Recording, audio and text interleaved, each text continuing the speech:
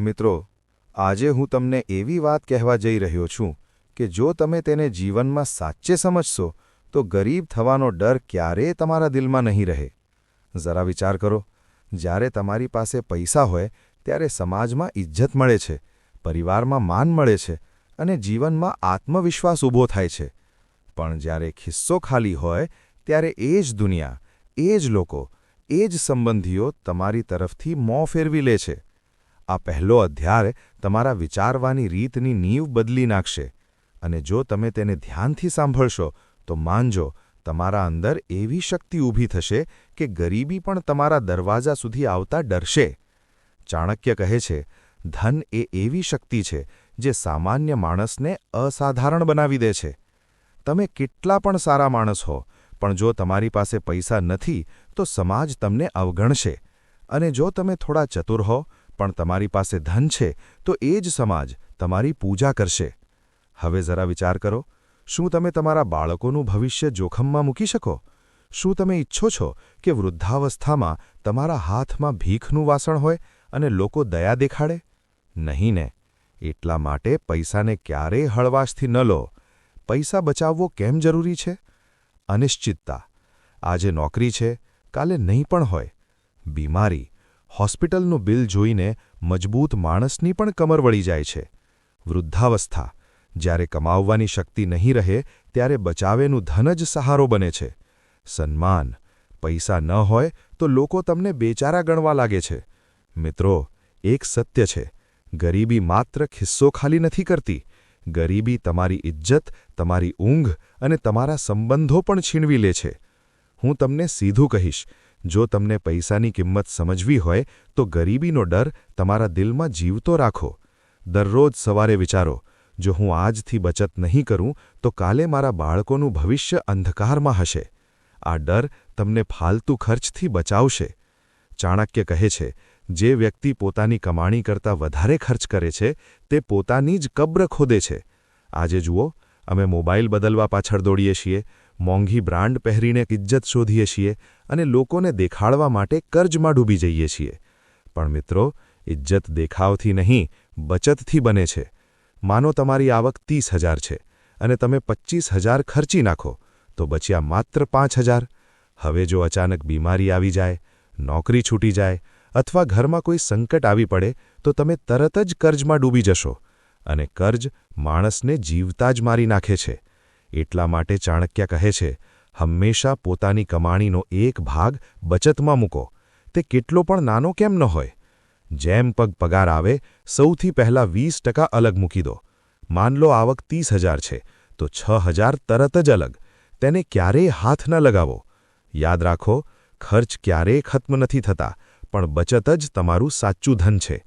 મિત્રો, જો તમે આજે ફાલતુ ખર્ચ કરીને પૈસા ઉડાવી દો તો કાલે તમારા બાળકો તમારી આંખોમાં જોઈને પૂછશે, પપ્પા, અમારા માટે શું છોડ્યું? વિચાર કરો, શું તમે તે સમયે શર્મિંદા થવા માંગશો? નહીં ને. તો આજે જ સંકલ્પ લો, હું બચત કરીશ, હું સમજદારી બતાવીશ અને હું મારા પરિવારને ક્યારેય ગરીબ નહીં બનવા દઉં.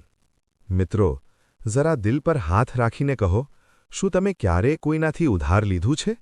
પૈસા લઈને વિચાર્યું હોય પછી આપી દઈશ અને પછી દિવસ-રાત ચિંતા કરતા રહ્યા? જો હા, તો તમે સમજી ગયા હશો, કર્જ માત્ર પૈસાનો ભાર નથી, આત્માની કેદ છે. ચાણક્યએ સ્પષ્ટ કહ્યું છે, જે માણસ પર કર્જ હોય તેની ઊંઘ હરામ થઈ જાય છે. હવે હું તમને કહું છું, કર્જ લેવું મૂર્ખાઈ કેમ છે અને તે માણસને જીવતા જ કેમ મારી નાખે છે. ચાણક્ય કહે છે, આગ, રોગ અને શત્રુ આ ત્રણેયને ક્યારેય વધવા ન દો. જો આગ ફેલાઈ જાય તો આખું ઘર સળગી જશે. જો શત્રુ શક્તિશાળી બની જાય તો તમારું વિનાશ નિશ્ચિત છે. અને જો કર્જ વધતું જાય તો તમારી આત્મા દરરોજ સળગતી રહેશે. મિત્રો, કર્જ એ ઝેર છે જે ધીમે ધીમે આખું જીવન ખોખલું કરી નાખે છે. લોકો કર્જ કેમ લે છે? દેખાવ માટે, લગ્નમાં, પાર્ટીમાં, બીજાને પ્રભાવિત કરવા માટે, લાલચ માટે, મોંઘી વસ્તુઓ લેવા માટે, મજબૂરીમાં, બીમારી, નોકરી જવી અથવા અચાનક સંકટ આવે તો તે સમજાય છે. પણ દેખાવ અને લાલચ માટે કર્જ લેવું સીધી મૂર્ખાઈ છે. કર્જનો પ્રભાવ, માનસિક પ્રભાવ. માણસની ઊંઘ ઉડી જાય છે. સામાજિક પ્રભાવ, લોકો ટિપ્પણીઓ કરે છે, અરે આ તો ઉધારીવાળો છે. પરિવાર પર પ્રભાવ, પત્ની અને બાળકો સામે શરમ. ભવિષ્ય પર પ્રભાવ, જે પૈસા તમે બચાવી શકતા તે વ્યાજમાં ઉડી જાય છે. યાદ રાખો, કર્જ માણસને અમીર દેખાડે છે પણ ગરીબ બનાવી દે છે. એક વખત એક ખેડૂત હતો. તે ખેતી માટે સાહુકાર પાસેથી ઉધાર લાવ્યો. ફસલ બગડી ગઈ. પૈસા પાછા આપવાની સ્થિતિ રહી નહીં. સાહુકાર દરરોજ તેના ઘરે આવી તેને તાણ આપતો. ખેડૂતની ઊંઘ ઉડી ગઈ. ઘરમાં ઝઘડા શરૂ થયા. અંતે ખેડૂત એટલો તૂટી ગયો કે તેણે ખેતી જ છોડી અને મજૂરી કરવા લાગ્યો. મિત્રો, આ છે કર્જની સાચી બરબાદી. ચાણક્યનો ઉપાય: કર્જથી બચવાના 3 નિયમ. જેટલી ચાદર હોય એટલા જ પગ ફેલાવો. જેટલી કમાણી હોય તે પ્રમાણે ખર્ચ કરો. બચતને ઢાલ બનાવો. જો તમારી પાસે બચત હશે તો કર્જ લેવાની જરૂર જ નહીં પડે. મદદ માંગતા પહેલાં આત્મનિર્ભર બનો. બીજાથી ઉધાર લેવા કરતાં પોતે મહેનત કરીને નવો રસ્તો શોધો. મિત્રો, વિચાર કરો, જો તમે કર્જમાં ડૂબી જશો તો તમારા બાળકો શાળામાંથી છૂટી જશે. તમારા સંબંધીઓ તમને હીન નજરે જોશે અને તમે દરરોજ રાત્રે ઊંઘ વગર પલટ્ટા ખાતા રહેશો. શું તમે તમારા પરિવારને આવી જિંદગી આપવા માંગો છો? શું તમે ઈચ્છો છો કે આવનારી પેઢીઓ પણ કર્જના ભાર નીચે દબાઈ જાય? જો નહીં, તો આજે જ કસમ ખાઓ, કર્જ મારા જીવનનો ભાગ નહીં બને. મિત્રો, જરા દિલ પર હાથ રાખીને કહો, શું તમે ક્યારેય કોઈ વસ્તુ માત્ર એટલા માટે ખરીદી કે તમારા મિત્ર પાસે હતી? કેટલી વાર તમે લગ્ન, જન્મદિવસ, પાર્ટીમાં જરૂર કરતાં વધારે ખર્ચ કર્યો, માત્ર આ ડરથી કે લોકો શું કહેશે? સાચું કહો, શું આપણે બીજાને ખુશ કરવા માટે પોતાને બરબાદ નથી કરતા? ચાણક્ય કહે છે, જેનો ખર્ચ તેની આવકથી વધારે છે તેનો પતન નિશ્ચિત છે. અર્થાત, જો તમે દેખાવ માટે ખર્ચ કરશો તો ધીમે ધીમે ગરીબી તમારી છાતી પર બેસી જશે.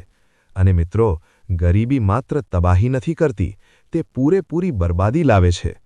લોકો દેખાવ કેમ કરે છે? સમાજમાં ઇજ્જત મેળવવા માટે, બીજાથી ઓછા ન દેખાવાના ડરથી, શોખ અને આદતથી, મને મોંઘું જ જોઈએ, સોશિયલ મીડિયામાં લાઇક્સ અને કમેન્ટ્સ માટે. પણ સત્ય એ છે, દુનિયા તમારું દુઃખ નથી જોતી, માત્ર તમારો દેખાવ જોતી હોય છે. અને જ્યારે તમારો દેખાવ તૂટી જાય ત્યારે એ જ લોકો તમારો મજાક ઉડાવે છે. એક ગામમાં 2 ભાઈ રહેતા. મોટા ભાઈએ સાદગીથી પોતાની દીકરીનો લગ્ન કર્યો. મર્યાદિત મહેમાન, મર્યાદિત ખર્ચ.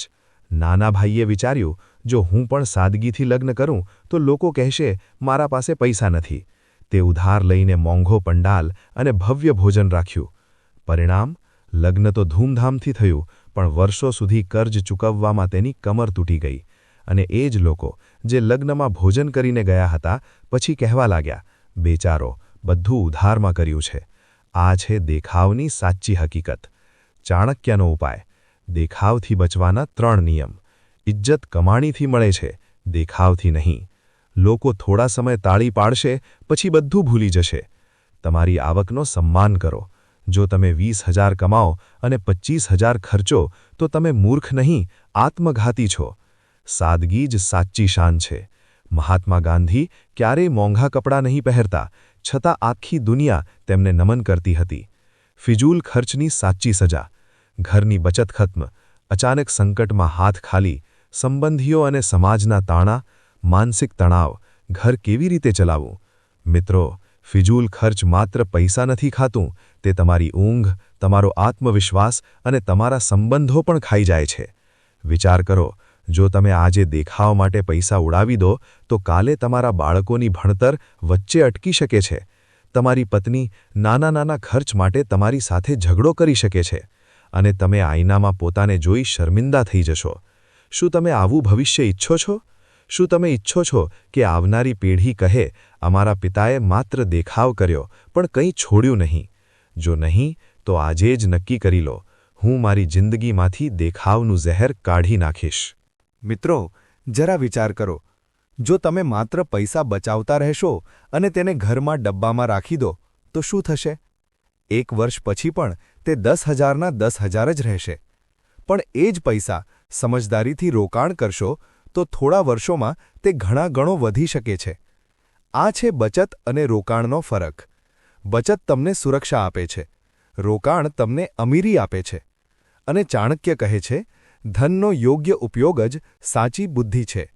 બચત તમને સુરક્ષા આપે છે, રોકાણ તમને અમીરી આપે છે. ચાણક્ય કહે છે, જે ધન ઉપયોગમાં લેવામાં આવતું નથી તે મૃત ધન છે. અર્થાત જો તમારું પૈસું ક્યાંય કામ નથી આવતું, ક્યાંયથી વધતું નથી, તો તે મૃત શરીર જેવું છે. ખરેખર બુદ્ધિમાન તે છે જે પોતાના પૈસાને પોતાના માટે કામ પર લગાવે છે. હવે પ્રશ્ન આવે છે, પૈસા ક્યાં લગાવવાના?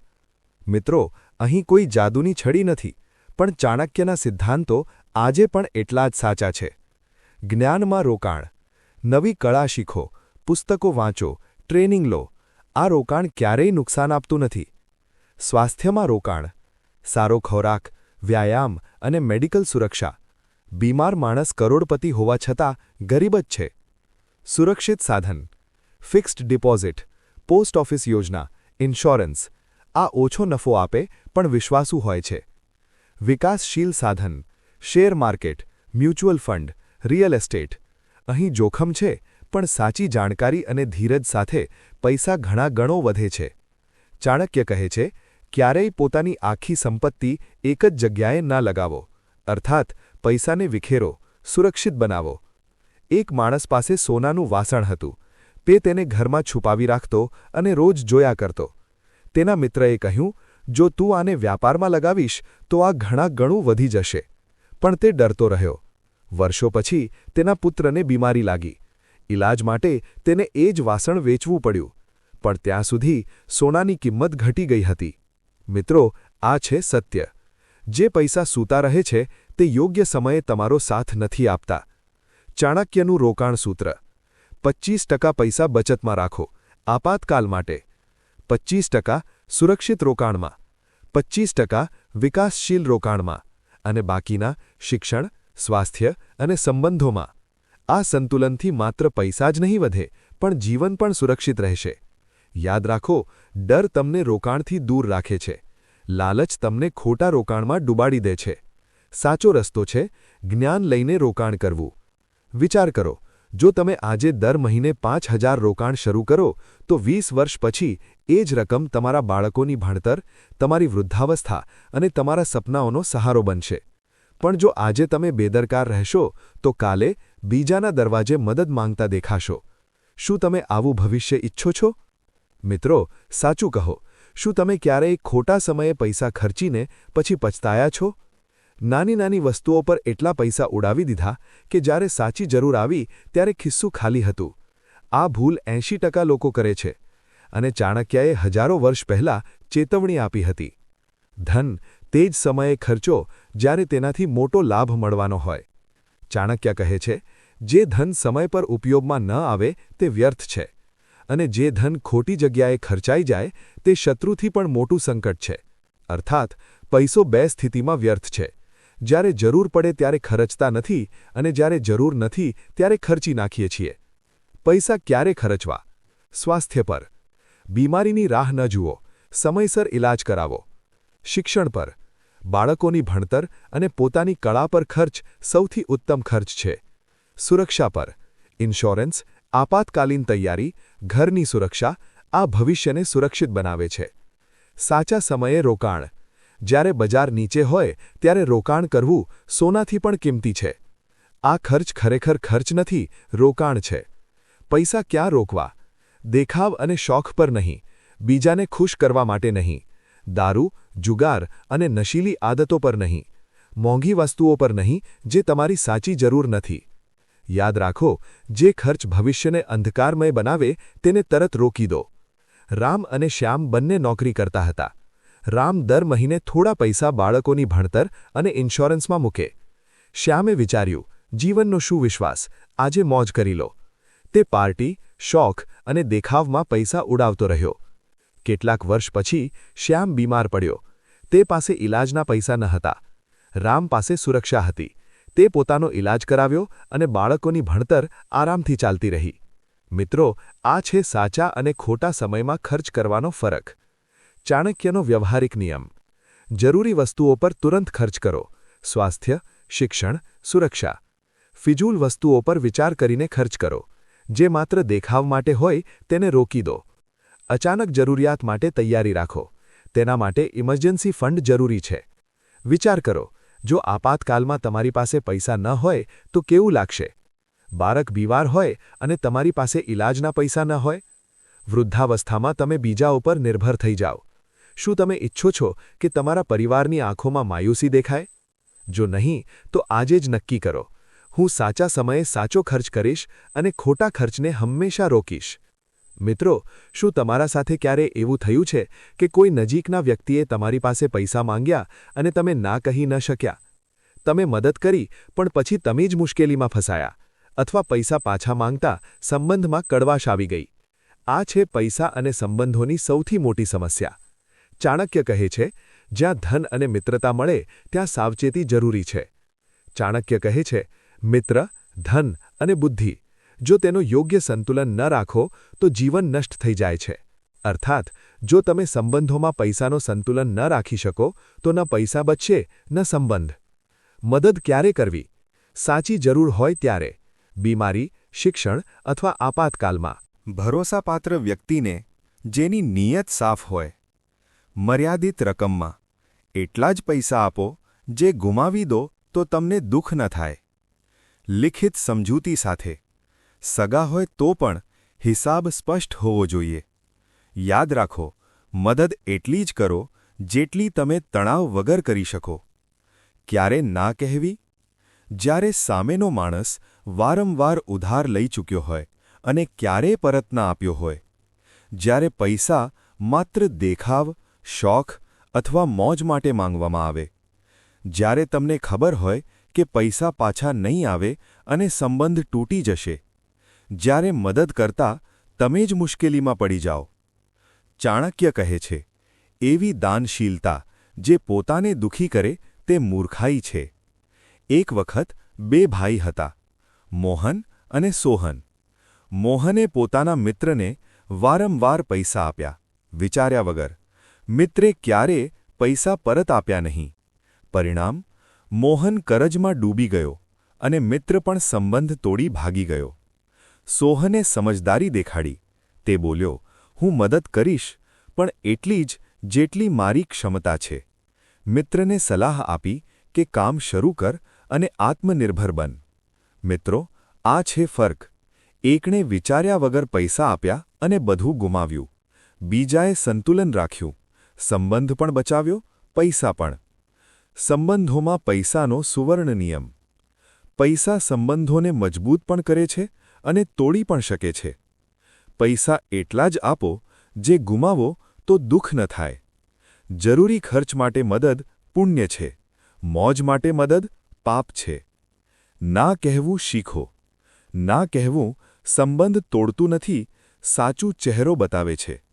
વિચાર કરો, જો તમે દરેક વખતે સંબંધીઓ માટે તમારી બચત કાઢતા રહેશો તો જ્યારે તમારા પોતાના બાળકને જરૂર પડશે ત્યારે શું બાકી રહેશે?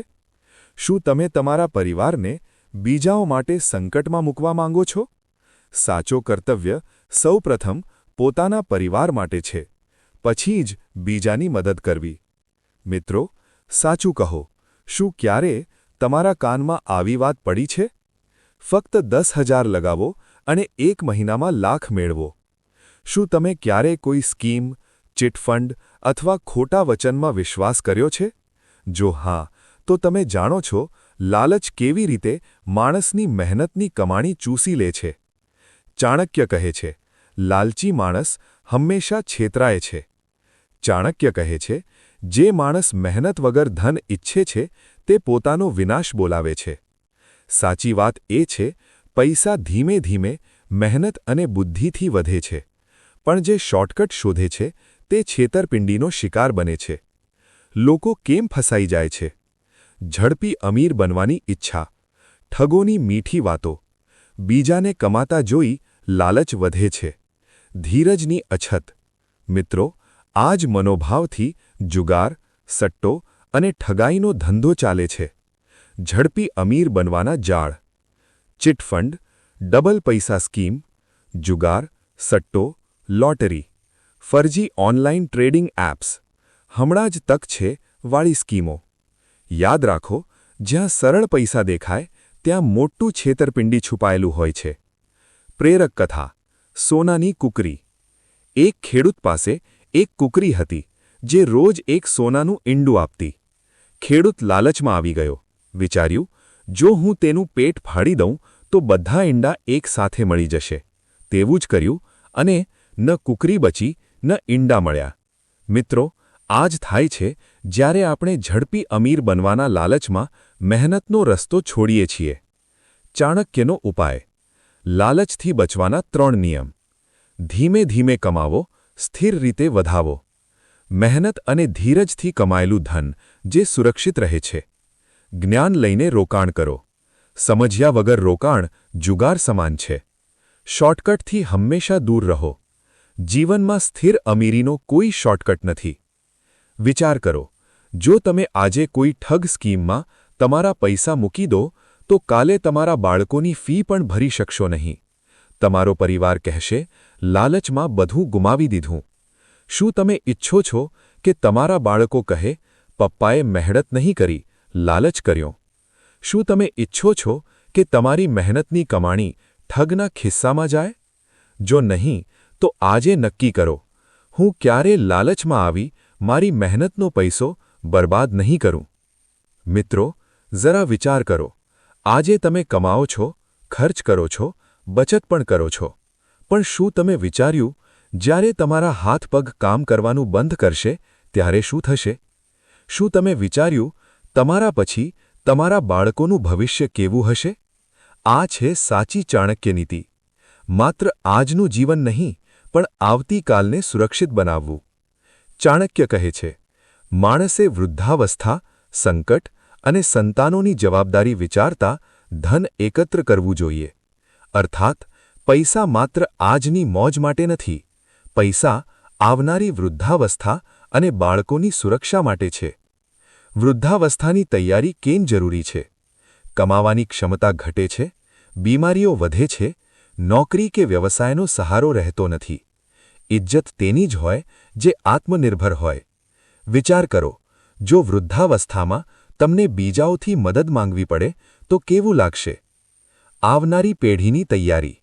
બાળકોની ભણતર સૌથી મોટું ખજાનો છે જે તમે તેમને આપી શકો. સંપત્તિ અને બચત જેથી તેમને સંઘર્ષમાં બરબાદ ન થવું પડે. સંસ્કાર અને જ્ઞાન. માત્ર પૈસા આપવું પૂરતું નથી, તેને સંભાળવાની સમજ આપવી પણ જરૂરી છે. સાચો અને સમાન વહેંચણી, જેથી સંબંધ ન તૂટે. ચાણક્ય કહે છે, શિક્ષણ વગરનું ધન હાથમાં તલવાર ધરાવતો વાંદરો છે. અર્થાત, બાળકને માત્ર પૈસા આપ્યા પણ સમજ ના આપી તો એ ધન બરબાદ જ થશે. ગામમાં 2 વૃદ્ધ રહેતા, રામલાલ અને શંકરલાલ. રામલાલે આખી જિંદગી કમાયું પણ ક્યારેય બચાવ્યું નહીં. વૃદ્ધાવસ્થામાં તેને પોતાના પુત્રો સામે હાથ ફેલાવવા પડ્યા. શંકરલાલે સમજદારીથી પૈસા બચાવ્યા અને રોકાણ કર્યું. બાળકોને શિક્ષણ આપ્યું. સંપત્તિનું સમાન વહેંચાણ કર્યું. વૃદ્ધાવસ્થામાં તે ઇજ્જતથી જીવ્યો અને તેના બાળકો આગળ વધતા રહ્યા. આ છે સાચો ફર્ક. એકણે માત્ર આ જ વિચાર્યું, બીજાએ આવતીકાલ પણ સુરક્ષિત કરી.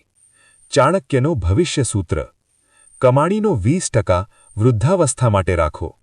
હેલ્થ ઇન્સ્યોરન્સ અને લાઇફ ઇન્સ્યોરન્સ લો. બાળકોની ભણતર અને કરિયરમાં રોકાણ કરો. બચત અને સંપત્તિનો સ્પષ્ટ પ્લાન બનાવો. વિચાર કરો, તમે વૃદ્ધ થઈ ગયા, શરીર નબળું પડી ગયું. જો તે સમયે તમે બીજા ઉપર નિર્ભર થઈ જાઓ તો શું તે ઇજ્જતભર્યું જીવન હશે? અને વિચાર કરો, તમારા પછી તમારા બાળકો એકબીજા સાથે ઝઘડવા લાગે તો શું તમને શાંતિ મળશે? એટલા માટે આજે નક્કી કરો, હું મારી વૃદ્ધાવસ્થા અને મારા બાળકોનું ભવિષ્ય સુરક્ષિત કરીશ. જો તમને આ વાતો ગમી હોય અને તમારા અંદર જીતવાની આગ પ્રગટ થઈ હોય તો ચાણક્ય પ્રેરિત ચેનલને હમણાં જ સબસ્ક્રાઇબ કરો. અહીં તમને જીવન બદલતી પ્રેરણા મળશે. યાદ રાખો, સાચી શક્તિ પોતાના અંદર શોધવી પડે છે.